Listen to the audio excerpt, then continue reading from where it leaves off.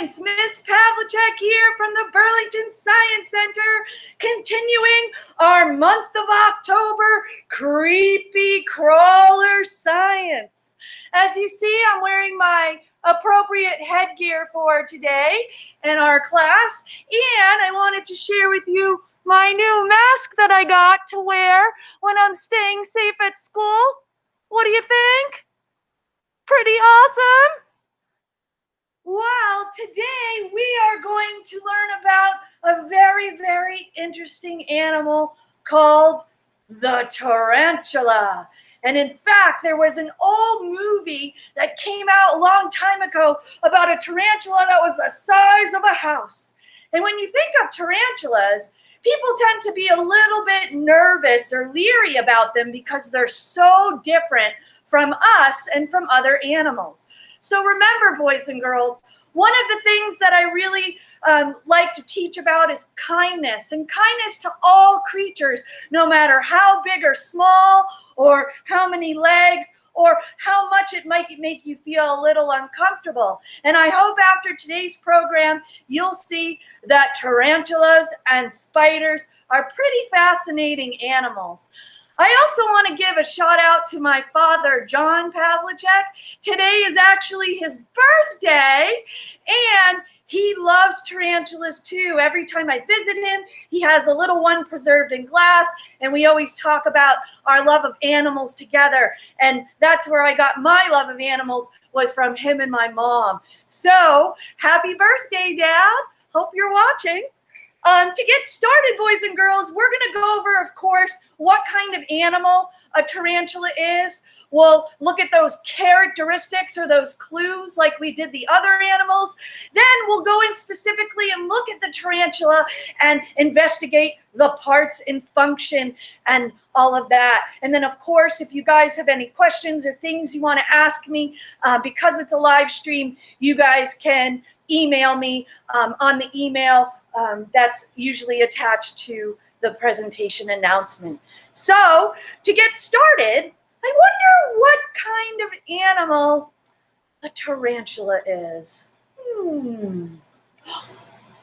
It is a type of spider. And in fact, tarantulas are one of the largest kind of spider there are in the world. The largest tarantula is called the Goliath birding tarantula, and it's about the size of this whole plate or a frisbee. Wow, pretty interesting. But today we are going to meet a different tarantula, not the Goliath, and I hope you enjoy meeting him later on.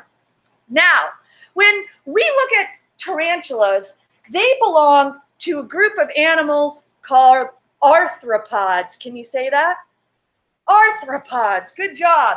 And one of the things that is a characteristic of all arthropods is that their body is jointed. That means it has little pieces that kind of connect. And those little pieces, we call them segments. So arthropods are jointed in segments. And they actually belong to a family of arthropods called arachnids. Can you guys say that? Arachnids, good job. Now, you know we always start off with our animals talking about this. As we learned in our last couple classes, this is called a backbone, and all these little bumps are called vertebra. I'm hoping some of you are becoming experts as our characteristics. And what do you think? Thumbs up if you think spiders and tarantulas have a backbone, or thumbs down you don't think they have a backbone. All right. Thumbs down, boys and girls. They do not have a backbone. If an animal doesn't have a backbone, what do we call that type of animal? The one with the backbone is called a vertebrate. But does anyone remember what we call without a backbone? That's right, it's called an invertebrate. And here's some other pictures of animals that are invertebrates without backbones. Snails and jellyfish and other insects like flies. We've got a lobster there and some worms. Pretty cool. So, If our spider or a tarantula doesn't have a backbone, what do you think it has? What do tarantulas and spiders have instead of bones? You might remember from our last class, we also met the Madagascar hissing cockroach. I'll give you a hint. It's the same hard outside covering that our cockroach had. Anyone remember? That's right. It's called an exoskeleton. Exo meaning on the outside. So just like those cockroaches, tarantulas have a nice hard outside shell. Now, tarantulas, when we look at them, we obviously know a lot of their body has to do with the legs, but we learned that cockroaches and insects have 3 body parts. Well, tarantulas have 2 body parts, and the name of these body parts are, here we go, and I'll actually use the poster, it's a little bit easier.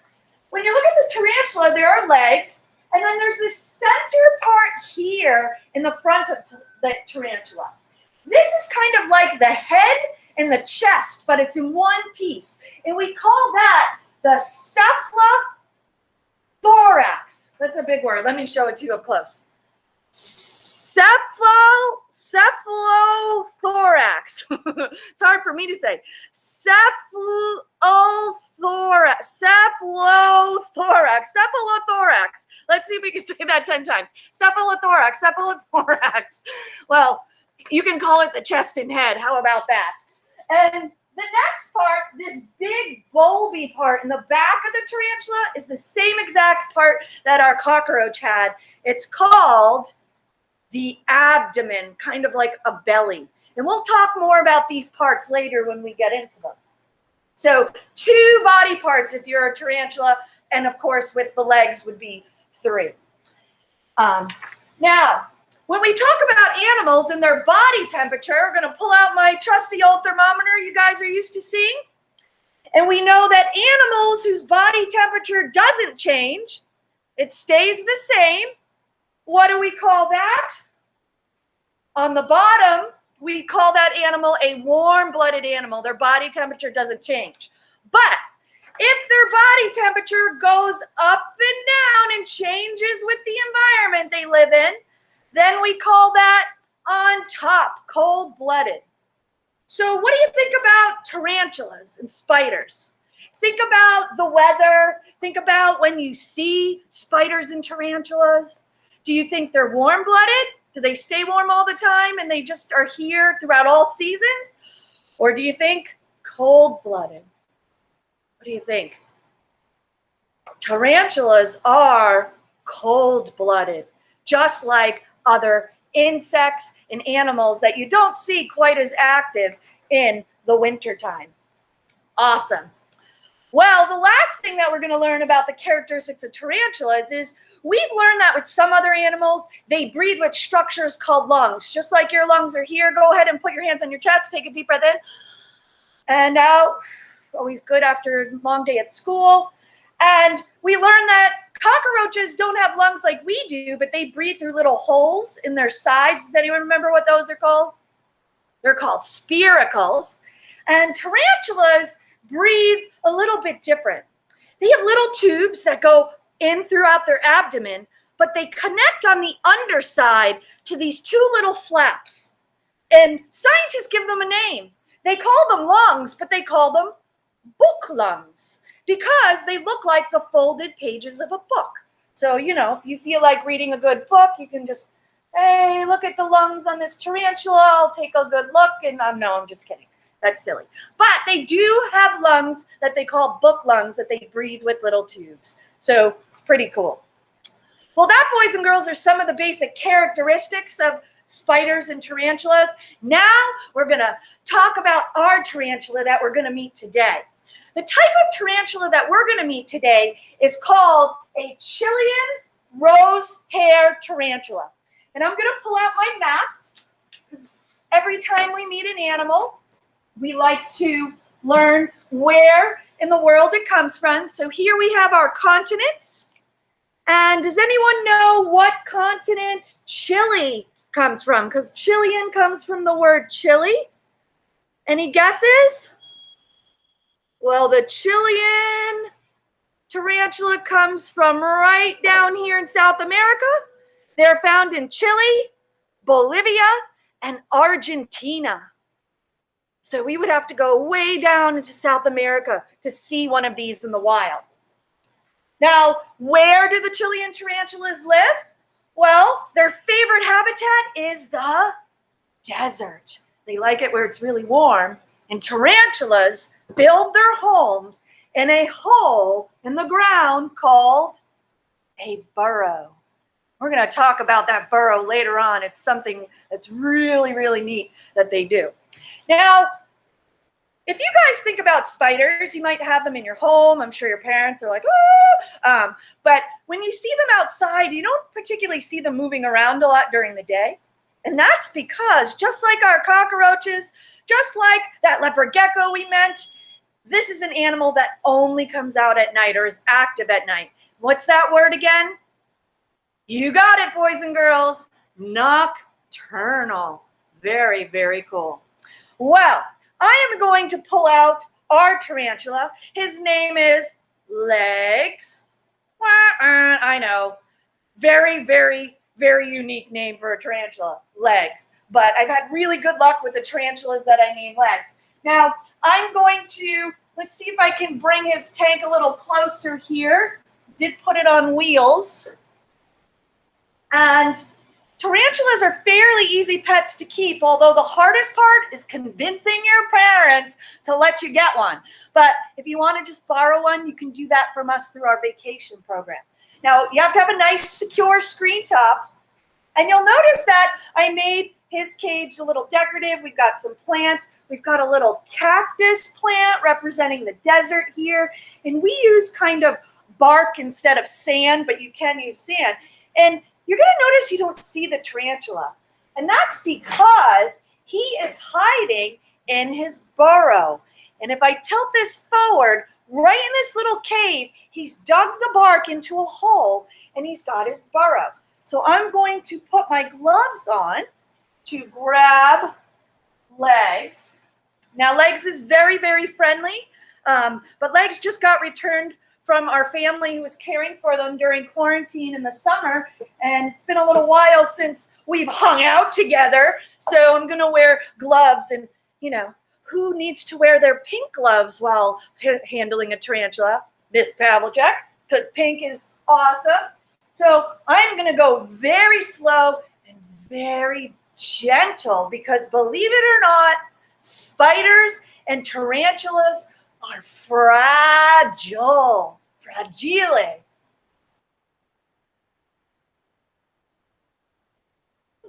Legs. Oh, he's running away.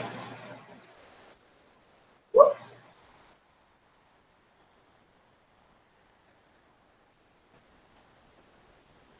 All right. And here we have Legs the tarantula. Wow. Say hi, Legs. Now, tarantulas are some of the neatest, most different animals that we have in our world. And what I'd like you to do is just observe the tarantula for a little while. Take a look at its body. Take a look at its legs. Take a look, see how close I can get. Staring contest. I'm going to let Legs move around. We'll take a little bit of time to watch him walk. And what do you notice about the tarantula? Look at the back side of the tarantula. Do you notice something going on there? You want to go for a little walk? So the first thing I'm going to talk about is this exoskeleton. So let me see if I can get him on this side here. If I hold him sideways, the first thing you're going to notice is he's called the rose-haired tarantula because his cephalothorax matches the same exact color as my glove. kind of did that on purpose. They're called rose hair tarantulas because that center section is a beautiful pink rose color, and the hairs covering his body are also rose colored. And it might be hard to see on the live stream, but they are a pink rose color. Now, their hairs are so important. It covers the exoskeleton. And not only does it help protect their very, very fragile shell, that exoskeleton, but their hairs are the main way that they sense things in their world. In fact, tarantulas don't have any ears, and they have very poor eyesight. And I'll show you where his eyes are in a little bit.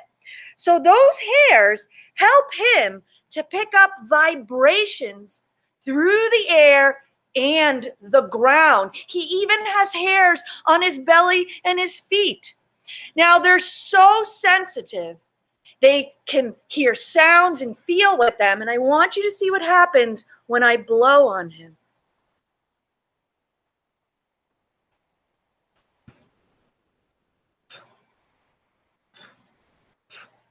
I'm not blowing him a kiss, although I would love to. But you can see he flinches. He can feel those little puffs of air every time I blow on him. Wow. So those hairs are a great way for him to sense his world.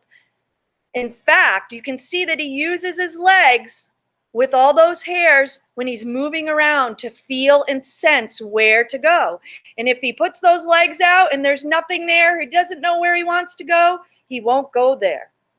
Now, the other thing these hairs are very, very important are for defense. Now, this tarantula, it's a good size, but this would be a great meal for a bird or a bigger insect or spider or any other animals that might live in the desert. That abdomen looks pretty juicy. I'm just kidding. I just had lunch. But here's the neat thing he does with his hairs. If a tarantula is threatened or harmed, it will use its legs to flick off these hairs, and they are stiff. I mean, they're soft, but they're also kind of stiff at the same time when they come out. And what he does is he uses those legs to push off the hair into the eyes and the mouth of the predator that's trying to eat him. And when he does it, it makes that animal's eyes itchy and spit. And it's a great way for the tarantula to protect himself. So those hairs are very, very important. So sensitive. So when I want to make the tarantula move, all I do is have to touch very gently, and he's very sensitive to the fact that I'm touching him. And look at him, he's just kind of cowering and curling up to protect himself. He's not trying to bite me or harm me in any way. Now, as far as the ears, I said they don't have any, but what about tarantula eyes? Well, their eyes are fairly weird, and I'm going to see if I can find a good position to show you where his eyes are. And in fact, I'm going to need something to point. What do I got here? Got this little. So look, right here on the top of his cephalothorax, you're going to see, this little cluster or group right in the center. Kind of looks like a fuzzy thing. That is not just his eye or eyes, it's his 8 eyes. Tarantulas have a cluster or a group of eyes, and there are 8 of them. Let's see if I can get closer. You can see them right there in the center, kind of down near, every time I go near him, right about there, right above my finger, you can see his group of eyes. Now, they don't have great vision, but they can kind of sense movement or motion. But that's why they have so many hairs covering their body, because their eyes and no ears. And, you know, it's pretty much like, imagine if you had no eyes and no ears. You know, plug your ears up in your eyes and think about what your world would be like. Well, having all those hairs would be really, really helpful. The other neat thing he does with his hairs, well, if it was a girl, sorry legs, they lay eggs in what's called an egg sac. It's a big cluster with eggs in it. If you've ever seen, some spiders will lay eggs in little circles. And what they'll do is they'll also flick those hairs onto the egg sac. And what that does is it protects the eggs from predators and other spiders that might want to eat the baby. So good job, legs. Way to protect your babies. Awesome. All right. Well, now we're going to go on and talk about the most important or the most identifying part of a spider. It's legs. Now, all spiders have the same number of legs. So let's see if we can count them here on our spider. All right. So can you spread out your legs a little bit? We've got 1, 2, 3, and 4. And on the other side, we've got 1 and 2 and 3 and 4. 4 and 4 equal? That's right, boys and girls, 8 legs. So all spiders and tarantulas have 8 legs. Now, when I talked about the legs before, I used some words. Let's see where I put those words down under here.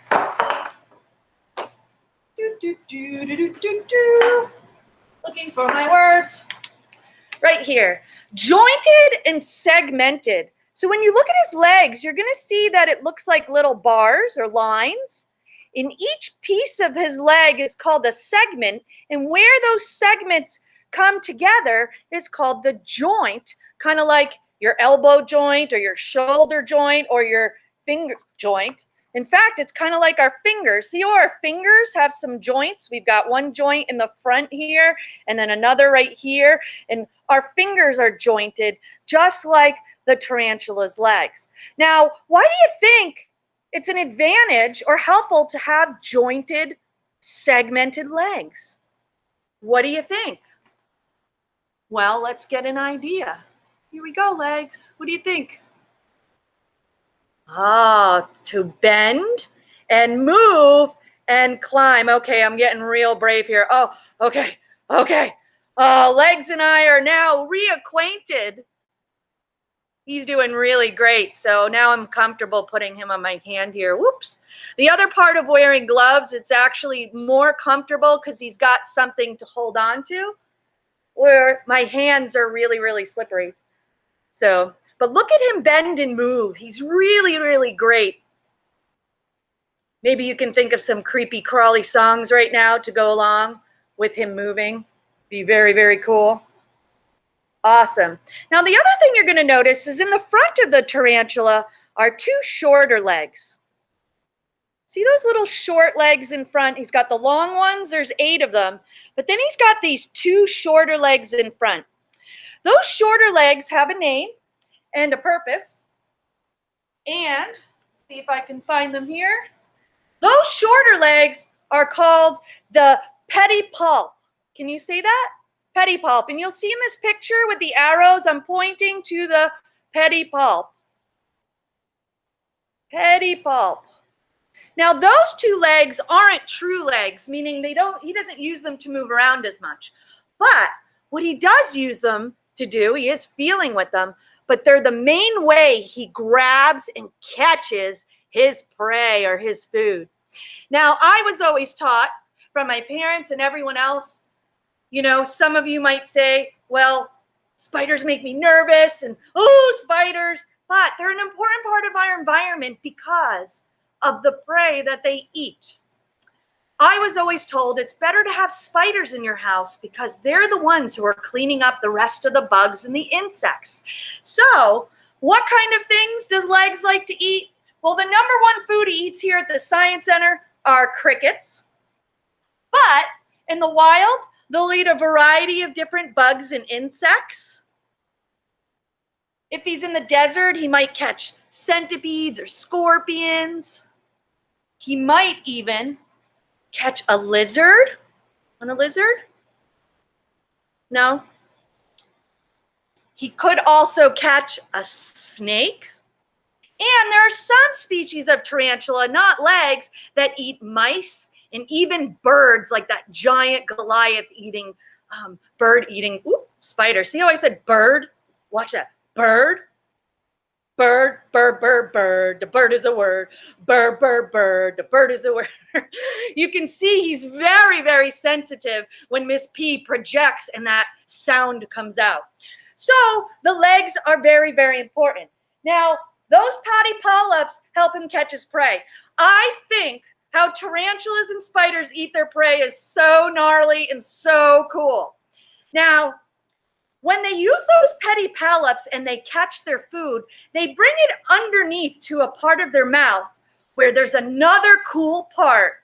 This is the part that freaks out a lot of people, called their fangs. Look at those fangs. The fangs are just like claws. They are sharp and pointy, and you can't see them on legs here because he's keeping them underneath. Now, inside those fangs, all the way into his body, is a special gland or body part. And in that gland or body part, it makes a liquid. And that liquid is called, does anyone know? What is it called? Now, some of you might say poison. It's not poison. Whoops. It's actually called venom. Can you say that? Venom. Now, the venom is how they eat their food. What they do is they inject that venom, and the venom liquefies the food. So if he was eating this cricket, he would inject the venom into this cricket, and the cricket would liquefy. That venom has a special property that makes the liquid, the cricket, turn to liquid, and then he uses his mouth parts like a straw and sucks that cricket juice up and eats it. So they turn their food into a slurry or a slush from the venom inside. Pretty neat. Now, do you notice how he's hanging on to my glove upside down? Well, that's because he has another body part, which we call tarsal claws. Can you guys say that?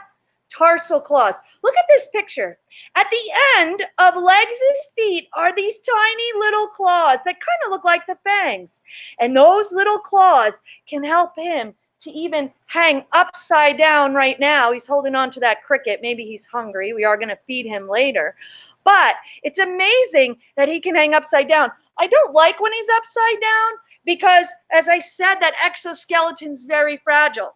Now, as far as their venom and their bite goes, this type of tarantula's bite is no more stronger or powerful than a bee sting. I still wouldn't want to get bitten, but as you see, he's very docile, and as long as I'm kind and gentle to him, he will be kind to me. But any animal that has venom, it takes their body a long time to make that venom, and they're not going to waste it. So if Legs is upset and he gets mad at me, he's going to show me those petty polyps in his feet and stick them in the air and stick those fangs out. And in fact, I have fangs here from one time when a tarantula passed away. I'm not sure if you can see that. Look at that fang. And what he will do is, let's put that back up here in case you didn't see. Look at that. Oh, it's hard. There we go. Look at that. That's a crazy sharp fang. Now, so they will warn you. They won't just bite you for no reason. Same thing with a skunk. A skunk has that musk and it will back up and show you its tail. It's not just going to spray you. So tarantulas and spiders will do the same thing. They lift their claws up. So everybody practice this. Go ahead. Lift your front legs and lift your fangs up and show me your fangs. Show me your fangs. Urgh. Right. And what that does is it gives you a warning. They'll even tap their feet on the animal and kind of give them a little punch with their legs. And then if you bother the tarantula again, then it will bite you. So believe it or not, they're not aggressive. They're not going to come out and bite you and grab you. And if you happen to get bit by a spider, it's probably just by accident because you tried to sit on it. But they're an important part of our world to eating insects. Now, the last thing I want to talk about, now, you're going to see that in that abdomen, in the back there is where all his organs are. Digestive organs, reproductive organs. But do you see what's sticking out of his backside there? Do you see those two little finger-like things? Does anyone know what those are? They're right here. Hopefully he'll use them again. Whoop! And I'm gonna grab them to see. Oh, boys and girls, I wish you could see this. It's so hard to see on the live stream. Look where my shirt is. Can you see what's coming out of the back of him right here? Oh, look, it looks like my hair floating, but it's not. Let me move my hair. But really quick, can I get some? Oh, it's right here. It's so hard to see because it's so fine. Those things in the back of it. Oh, look, you can see it. It's hanging off of him.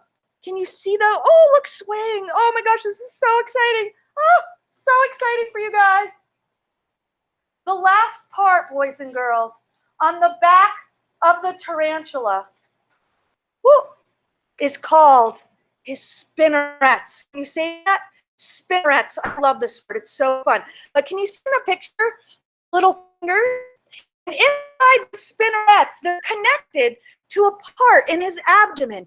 And this is where he makes his web. Look. Oh, look at that. Isn't that so cool? I'm stretching it out. Look, I'll move it.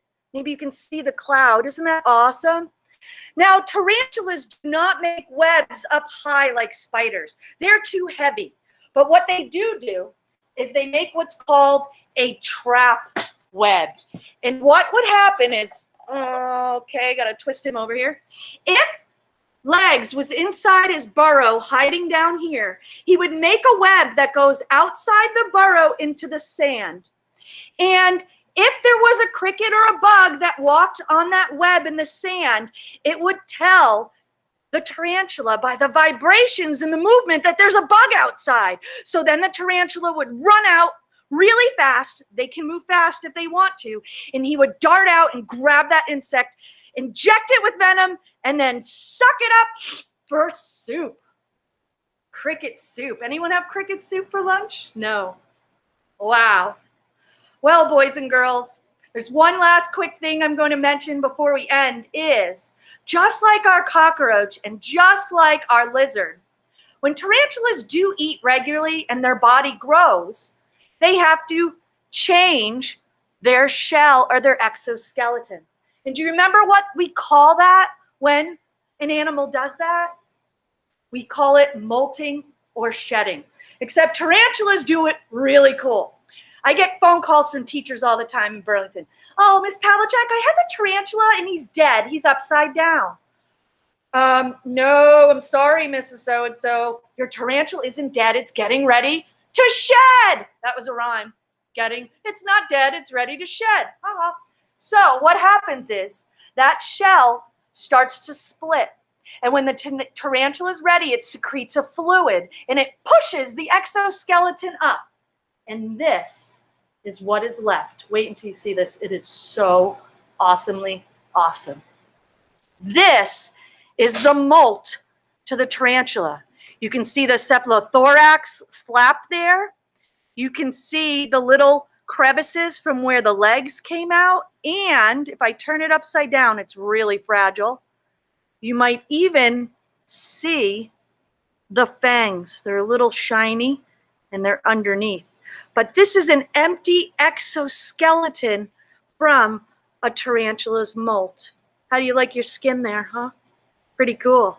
And teachers always think that the tarantula's either dead or that it's had a baby. And here's another molt. Oh, this one you can kind of see the fangs. Look at those fangs. Pretty cool. Well, boys and girls, our time is over, and I hope you enjoyed meeting Legs the tarantula. I'm going to put him back here. Maybe he wants to hang out on me for a little bit. I hope you guys enjoyed learning about tarantulas and spiders. I hope you respect them and understand that they are a part of our world no matter what. And as long as you treat things with kindness, they will be kind to you. But love all animals for the uniqueness and specialness that they are. So I hope you had a great day, and tune in next Wednesday to continue our creepy Crawly October Science. Once more, happy birthday to my dad. I love you, and hello to my mom. And I hope you boys and girls have a great day. If you have any questions or anything, please reach out to me on Seesaw or at my email. Take care. Bye-bye.